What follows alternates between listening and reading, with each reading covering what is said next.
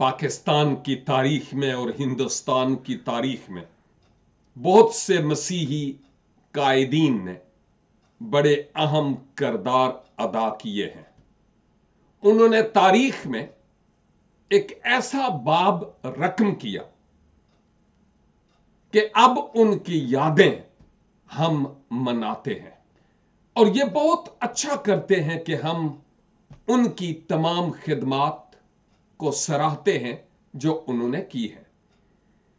Even اب بھی کئی ایسے روحانی سورماؤں کی ہم یاد مناتے ہیں اور ان کو خراج تحسین پیش کرتے ہیں۔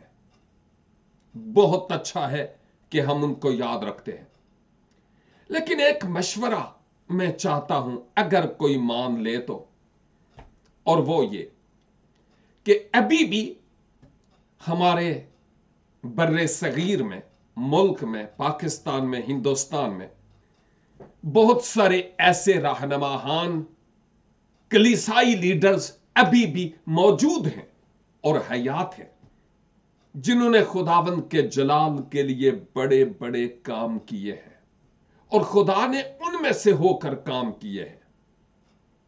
میرا شخصی طور پر خیال یہ ہے کہ جب وہ دنیا سے چلے جاتے ہیں، اس کے بعد ہم ان کو خراج تحسین پیش کرتے ہیں۔ کیا یہ مناسب نہیں کہ جب وہ زندہ ہی ہوں تو ان کی خدمات کو سراہا جائے اور ان کو خراج تحسین پیش کیا جائے، سٹیج پر بلا کر، میڈیا کے ذریعہ سے، خدمات کے ذریعہ سے؟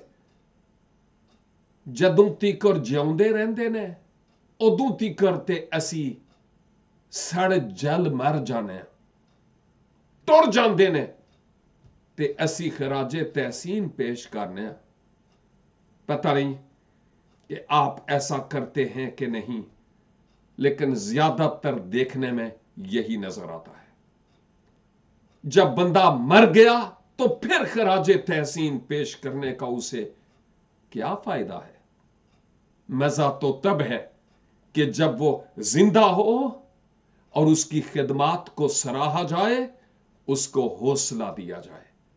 خداوند مجھے اور آپ کو آج کے بھی کلیسائی رہنماان کی اہم ترین خدمات کو سراہنے اور ان کو خراج تحسین پیش کرنے کا فضل عنایت فرمائے۔ God bless you.